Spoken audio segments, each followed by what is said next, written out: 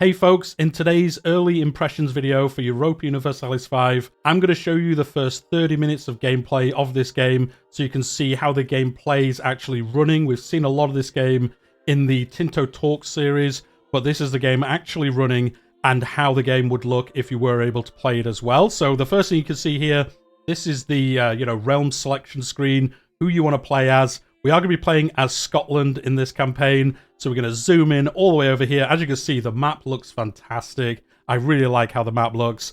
And we've got Scotland here, and if you did follow the Scottish dev diary, you can see they are currently at war with Balliol. They have a civil war at the very start of the game, so that is what we're going to be doing as we do play this first half an hour of the game. And you can see here, as we've seen again in those Tinto Talks, the ruler.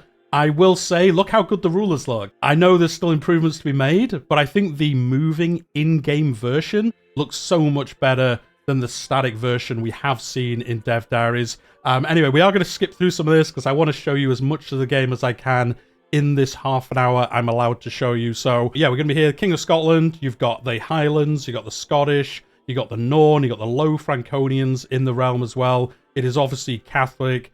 We have a guarantee from France, so if England attack us, we've got that guarantee. We are rival, well, we're actually an enemy of England, and we do currently have this civil war. So we're going to play Scotland, so let's just load straight into it. You know, the clouds disperse. You can see how good this game looks. It looks really good. I will say I currently have the game just on medium settings without any like anti-aliasing really turned on or anything like that. The game does run really well. If you've watched my early impressions video, I did say in there, like, the overall performance is pretty good, but just to make sure it was running, you know, as smooth as possible, I have turned the settings down, so they are on medium. Everything you see here is on medium settings, so, again, I think it looks really good for that case. You can see the world here, you can see the 3D kind of map as well, and you'll see that change depending on what we're getting up to.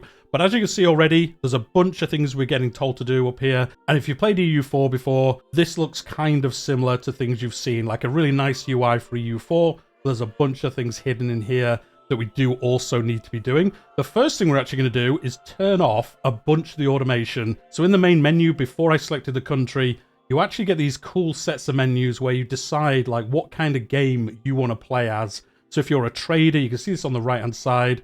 I said I'm a trader, so on the difficulty level I had it on, it actually turns off the automation for the trader side of the game, and then as you can see, everything else has the automation turned on. Now I'm going to turn all of this off, because, well actually, funnily enough, I'm actually going to leave trader turned on, and everything else is going to get turned off. So, I mean, Explorer doesn't really matter, because we're not going to be exploring in this video, but you can see it's added a bunch more options up here for us, and the trading side of things, I don't want to get bogged down in. That is like a whole, probably like 3-hour video in its own. But what I'm going to do is, as I've said, show you the first 30 minutes. Now, there isn't going to be that much gameplay, I guess, because there's going to be a bunch of things for us to do, and we're going to go along the top of here and really clear out the ones that we can deal with. So the first thing is laws are not codified. So the first thing is the levy and like who can be called up for the levy, and you get all these options. No current effects for 15 to 60-year-olds. And then if we choose different options, you can see the satisfaction equilibrium changes, or the army levy size, or the navy levy size changes as well. I'm just going to do everyone in this example. And as you can see, we've chosen that. We've got something else to choose as well, the employment system. This obviously links into the economy side of the game, so you can get equality. All your buildings get like refilled with employees as available. First come, first served, so the buildings you built first get filled first by people, or most profitable first. And obviously that is self-explanatory. Now I'm actually going to put it on equality, I think. I do think if you pick the profit only, it can cause you issues where like things for food and things like that can actually, you know, be kind of pushed to the side a little bit, and then you have to import them a little bit more. But anyway, like I say, we won't get bogged into it. We've got some diplomatic actions available, so let's click this. I'm going to click as many of these as I can just to show you the actual game running, if you know what I mean. Not actually running, but, you know, how the game plays. So let's just improve opinion, I guess, first. And as you could see, it was very quick. If you skip back 5 seconds, you can watch it again. The map goes flat, and then you can see, very similar to like an EU4 map mode, all these people we can improve the opinion of. I'm going to pick good old France, because they are guaranteeing us, and then we could curry favours or something like that in the future. Let's also go for Portugal, why not? You know, historically, sides with England quite a bit, but not quite yet. So let's see if we can steal them first. And then, I don't know, the Crown of Castile. Let's do that. So we'll do 3 of those. And you can see that's knocked down our diplomats. We're down to 2 remaining, so we can do some other actions, but that has removed some of that resource. What's next? Possible cabinet actions. We are here, Sir Andrew de Murray. We are a region. We have King David II here, so he would take over if we get that far, which we definitely won't be in this video. And then we got these 2 cabinet positions. Again, if you had Gardner turned on, this would get automated, but we're not going to do that. So we're going to appoint a cabinet member. You get this whole list of people. Let's just pick the top guy. Again, it doesn't really matter too much in this example. And then the other one will also choose, we'll choose somebody different that's got a bit more of a power in something else. Maybe this guy, because he's kind of like overall okay at everything. So they're now in the cabinet, and then we can get them doing things. So there's a bunch of different things here. Again, if you follow the dev diaries, there's so many of these options. One that's very good is, well, we're not actually at war at the moment, but one I use a lot is monthly war exhaustion. So we'll put one of them on that. He's not very good at it. Doesn't matter. These are just examples. And then the other chap, you can see how good he is on this right-hand side. So let's do like maximum control. That's a great one to do, because the more control you have, the more you get out of a region. So let's put him in Aberdeenshire. He's going to live there and have a good old time. What have we got next? We've got current research. We've got advances. I talked about this in my standalone video as well, about my first impressions. This is awesome. I'm going to show you the advances here. There's a bunch I can't show you, so I won't be clicking on them. But we can go up to the Age of Renaissance. So you can see here, these are the different advances. And you could choose a bunch of these. Obviously, as Scotland, we have a bunch of these already. You can see all these like brown ones here, and then the silver ones as well. They are ones that are unlocked by an institution. So in this example, this is meritocracy. Once we have embraced meritocracy, we unlock these advances to use. You could also see over here, we have the religion ones already unlocked. And then there's some over here that we've also already unlocked as Scotland. So there's just one at the end here, Merchant Guilds. That's the one I'm actually going to choose, because we're going to be playing Tall Scotland today for the limited time we have. But as you can see, a lot of these we already have, because we're Scotland. Age of Renaissance, we know that starts relatively quickly, and you can see all the options here. And again, these are focused around the institutions for the most part. So there's these ones here. Then if you have the Renaissance, you get to actually pick the Renaissance advances. You also have the professional armies. If you get that institution, you can pick this one up. And then you can also get the banking ones over here. So as I talked about in that other video, you can specialize your nation because you can't pick all of these up. Well, you can, but you'll fall behind with the latest technology if you're constantly chasing getting absolutely everything. So you're better to like pick and choose ones that work for you in your situation. There are a bunch of them for the later ages, but you know, they're work in progress, so I'm not going to show them here. We've got the unraised navies. We're not going to deal with that today because Balliol, he's not going to have any problems with us. Well, he's going to have lots of problems with us. I mean, like his navy's not going to do anything, so we don't really need to worry about it. We've got our possible reforms. So the crown here, we've got a reform we can add. There is already one there, so we can pick any of these that we want to. Well, most of them, in fact. Some of them we can't because we don't have the things that are needed. So we need to have like the anti-piracy law to pick up galley lords, which is pretty good. As you can see, a lot of cheap boats and things like that. We're going to just choose this top one though, agricultural cultivation, because food production 10% is definitely something that will be of use for us, especially in Scotland. We've got some possible rivals missing. If you've played EU4, you know how this works. We get to choose these people that we want to rival. So we're not going to rival the Isles because they are our vassal. So let's rival, I don't know, Brittany. Doesn't really matter. Let's pick these.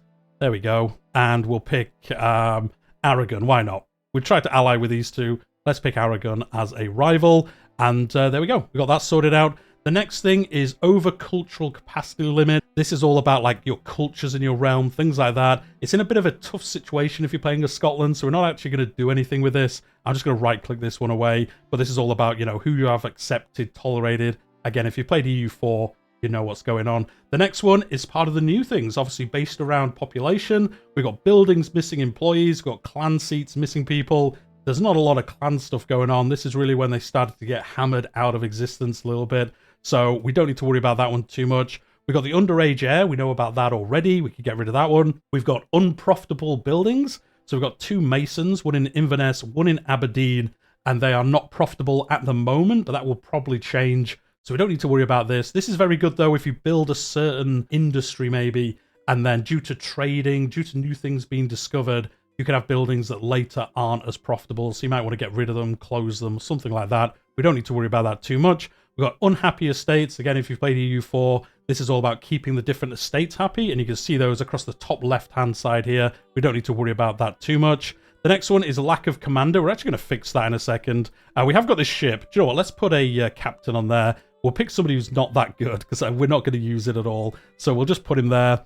And then our army here, I'm actually going to combine these together, and then we're going to go fight Belial during today's video. So we're going to head here, unify these armies together. There's some really cool functionality here. If you click this button here, merge the strongest unit, all the other units that aren't in the strongest unit, as it says, will move together and then unify all together into one stack. But that's going to happen anyway with us moving there, so we don't need to worry about it. And then we need to get a commander in there as well. So we'll let that finish, and then I'll pause again.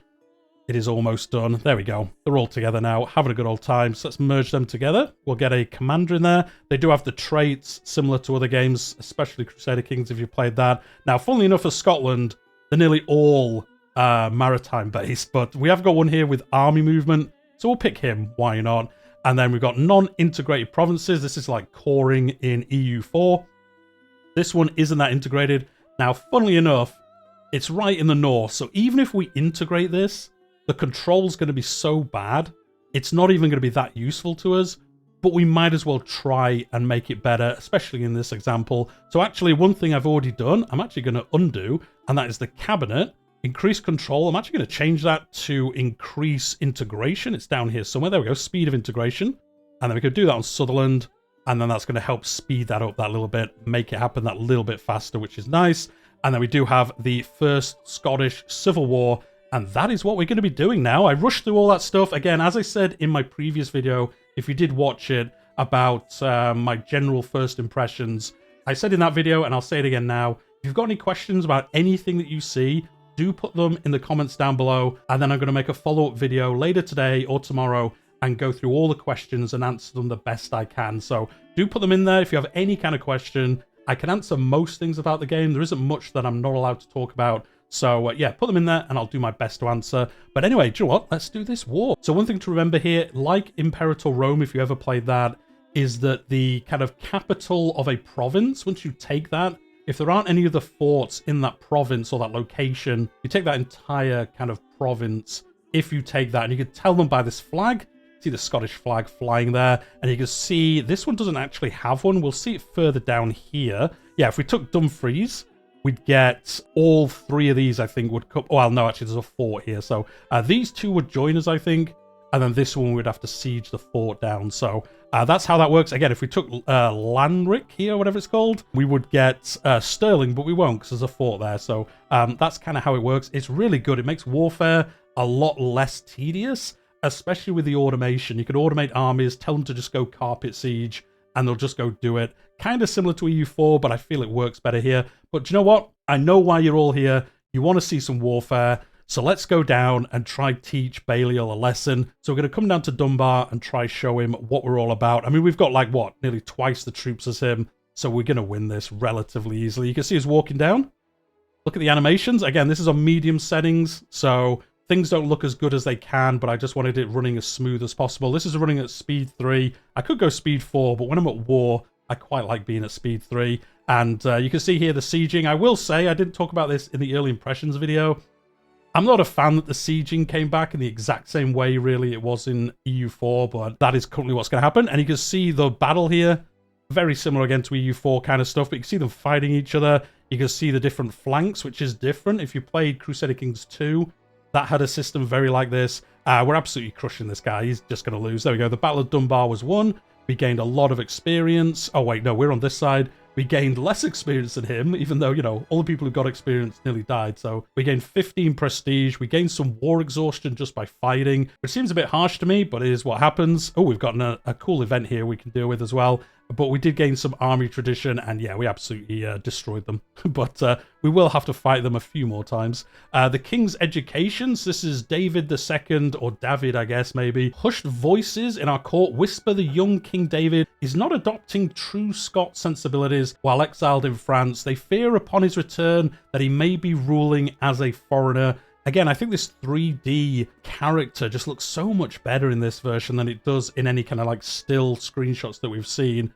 I really like how they looked. Again, there's going to be improvements before it comes out, but I really like how these look. So you can dispatch an educator from the lowlands to tutor him. You can get a Highland chieftain to tutor him. Or you can say, France is great. Let's get France teaching him things. But then he does become a French cultured character. So, do you know what? Let's say the Highlands. Maybe in this campaign, the Highlands won't really get, like, wiped out. And they'll be the strength of Scotland in this campaign. But there we go. That was a nice, easy first victory. So now we want to siege some places down, probably. We probably won't have to worry about them too much outside of this. Sure, let's go over here, and I'll show you how the sieging, again, works if there's no defense here. Again, if you've played EU4, it's very similar. You don't need to worry about it too much. But if you're new to this series, this is how you kind of siege down places that don't have fortifications. It's very quick, so we'll see it pretty quickly here again. 100%, as soon as this circle completes, we will capture this area. It will switch over to us. Because it's a civil war, it will immediately switch over to us. And again, if he wins this siege in Irvine, that will immediately switch to him because it is a civil war. There we go. That was easy peasy. Do you know what? Let's fight him again. Says we're going to win. Well, we're definitely going to win this time. But we've got another event, the aftermath of Halidon Hill. So this is the regent and the admiral of our fleet, and again the young ruler here. So much turmoil has engulfed Scotland in the years since the Battle of Halidon Hill in 1333, which saw the current king then exiled to France by the English, and then Balliol is here still causing these problems.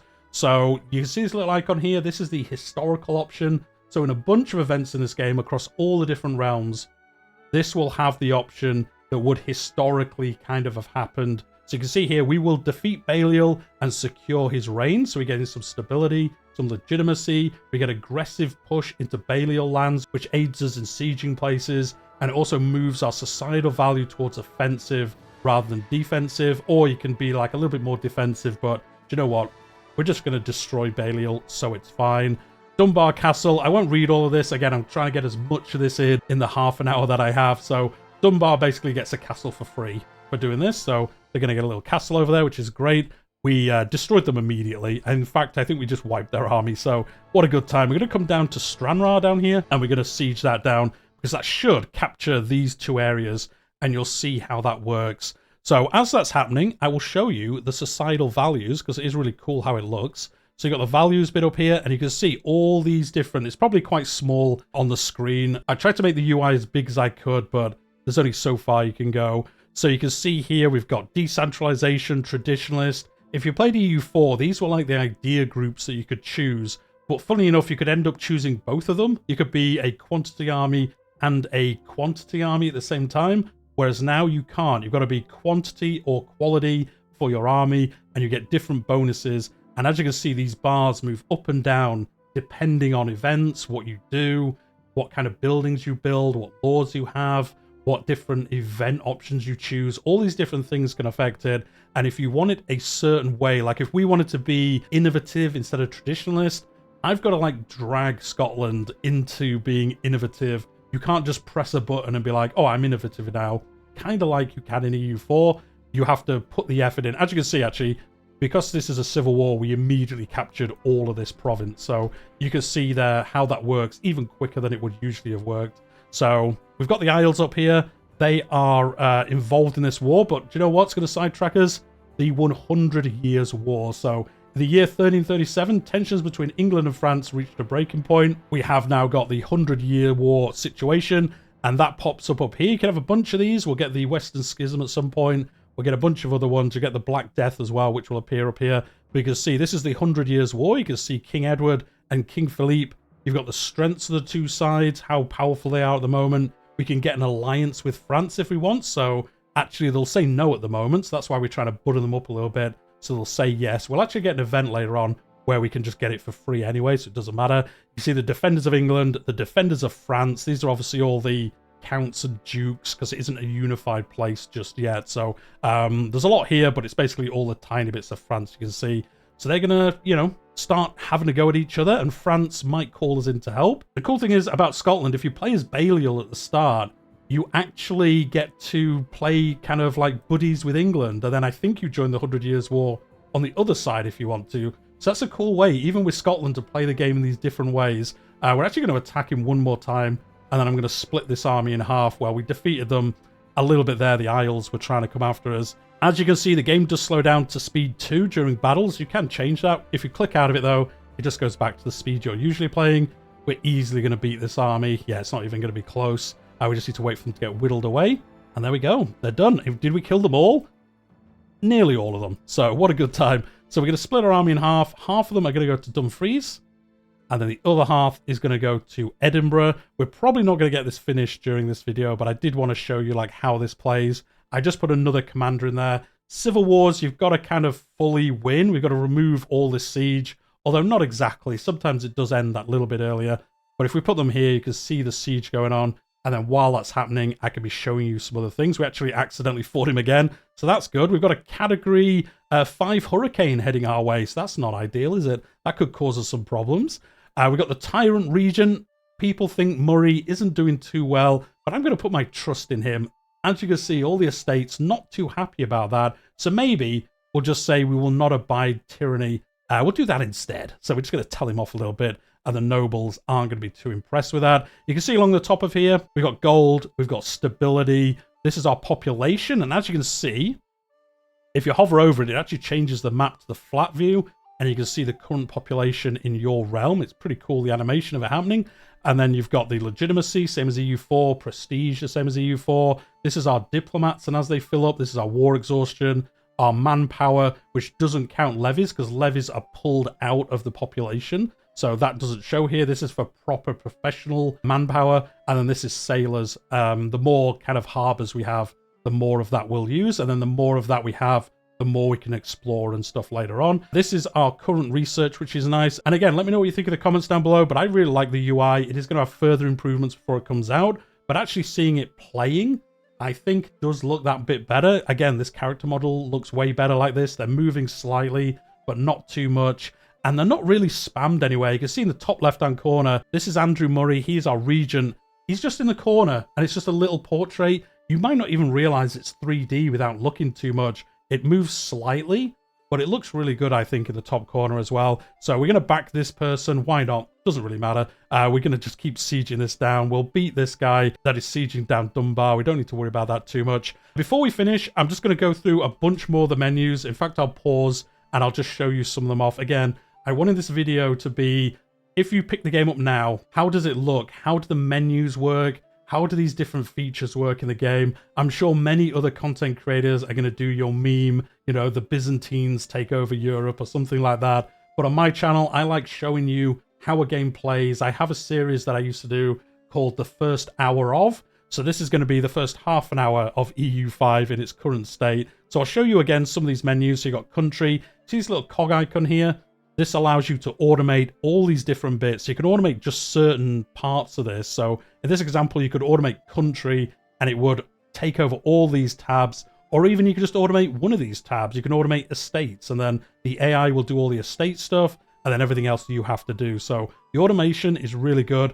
We do have the automated trading turned on. You can see we're making a little bit of money. Actually, this is our balance. So we are making a little bit of money from our balance with all the plus and negatives. Haven't turned down that fort maintenance just yet. I will do, obviously, if I was playing it properly today.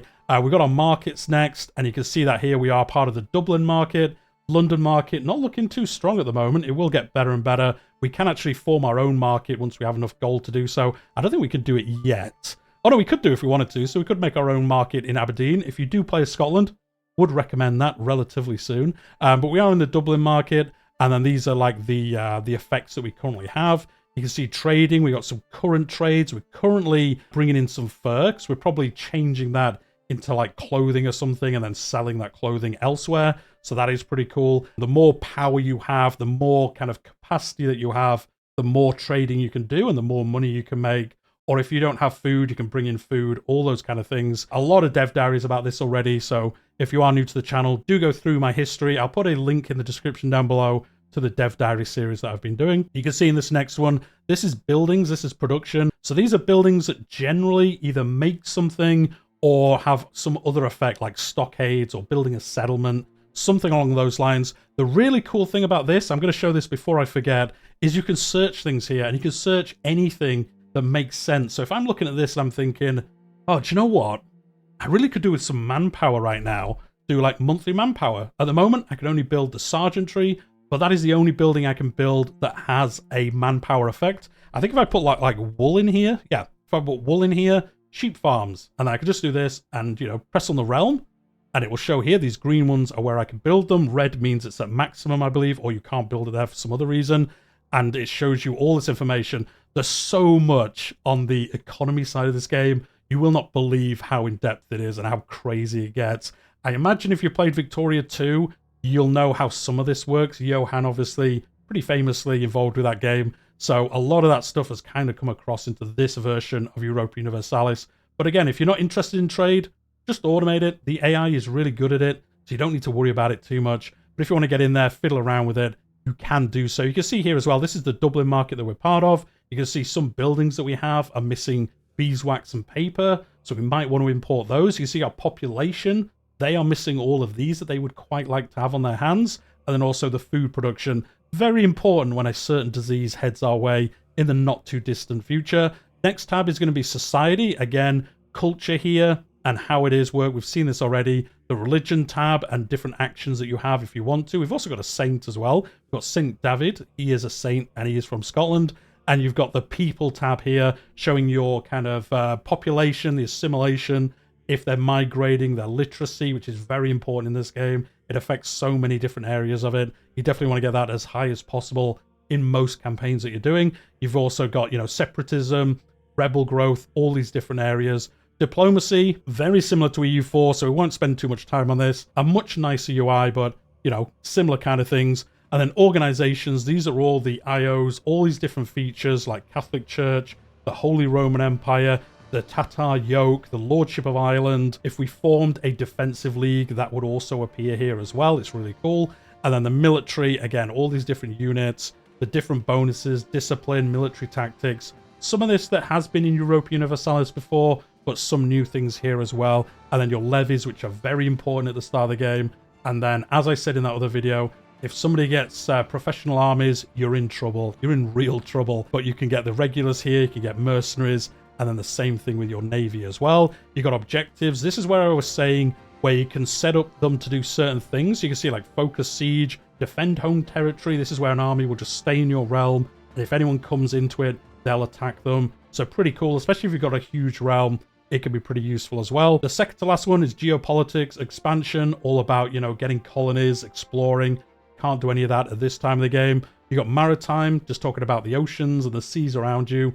The privateer maintenance, your naval range, privateer stuff, your maritime presence, which is very important actually, even at this point in the game. And then you've got diseases, all the different diseases. You'll see them on the map. When the Black Death comes, it starts over here and it rampages. It goes through all the trade routes though, so you'll see it appear here, and then you'll see it come into, you know, Venice. You'll see it come into like Genoa, and then start spreading out of there as well, which is pretty cool. You can shut down your ports though and say like, no ships.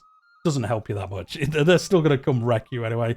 And then the last one, we kind of looked at this already, but the advances. So, you know, legalism, feudalism, meritocracy. So we don't have meritocracy yet. We can get this later on. Similar to EU4, you can embrace it for a cost if you do want to, which you probably do want to if you can afford it. And then the other kind of modifiers for this section, we are doing trade capacity. The other one we can unlock is organized religion, and we'll do that as well at some point in the future if we were going to carry on playing. But do you know what? Let's unpause for a bit. We'll play for another couple of minutes, and that is going to be the end of this video. Apologies I can't go any longer. There were some restrictions as to what we could show you, like the amount of content, similar if you've seen similar kind of videos in the past by other people. So I just wanted to cram in as much as I could really into this video, but really just like, here's the game kind of unedited, like how it looks, how the menus work, how the systems work, show you some of the options you'll get at the start, and really kind of like the first impression again. Even just looking at this video, I hope it helps you see like, oh, this is how the game looks. Because I know there's a lot of people who are like, oh, is it going to play the same as EU4? Is it going to look like an EU4 game or a Europa Universalis game?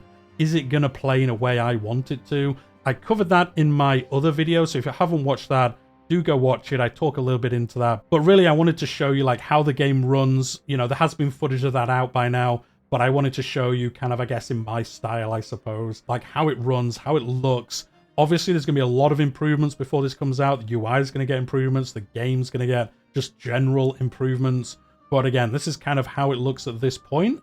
And let me know what you think in the comments down below. If you like that, if you don't like it, what you think about it. give that feedback. And as we've seen with the Tinto Talks series, if you haven't seen that, is the game team are very open to feedback. So if there's anything you see here and you think that doesn't make sense, do go onto the forums and give constructive feedback. I will always say that. Make it constructive. Say, this is what I don't like. This is what I do like. This is why I don't like it. And this is why I think it would work better this other way.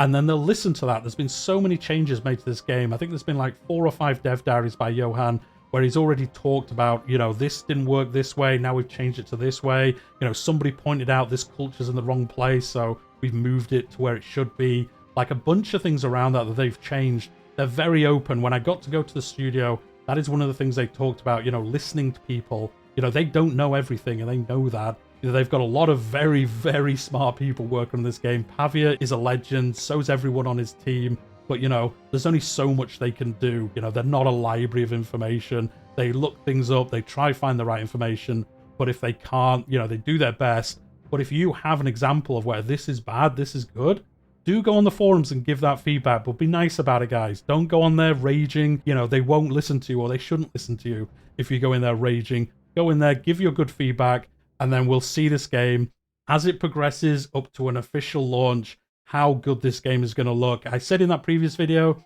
I think this could be the best grand strategy game that's ever been released. And I honestly mean that. I'm not saying that because I got to go to the studio to play it early, and I've been able to play it in my time as well since then. I honestly think this could be one of the best grand strategy games that's ever been released. The combination of EU4 with trade mechanics, population mechanics, how everything comes together, how everything synergizes with each other is just so good. I think this could be a really special game. We will see. Again, I'm not promising anything. It could all fall apart before the game comes out. Who knows? You know, there are areas to improve. We'll see if they do improve.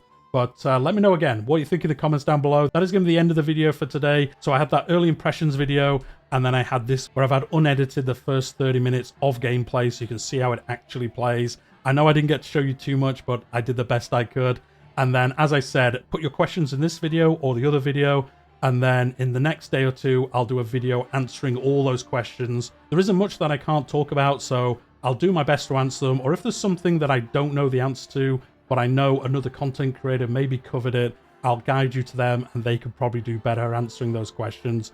But we'll leave it there for today. Hope you enjoyed it. Hit that like button if you did. Subscribe to the channel if you did also. I'm covering this game up to official launch and beyond. And I also cover Crusader Kings 3 in a very similar manner. So if you like my kind of rambling tones, do subscribe to the channel. I would love it if you would. There's a lot of cool stuff coming in regards to this game. But we'll leave it there for today, and I'll see you all next time.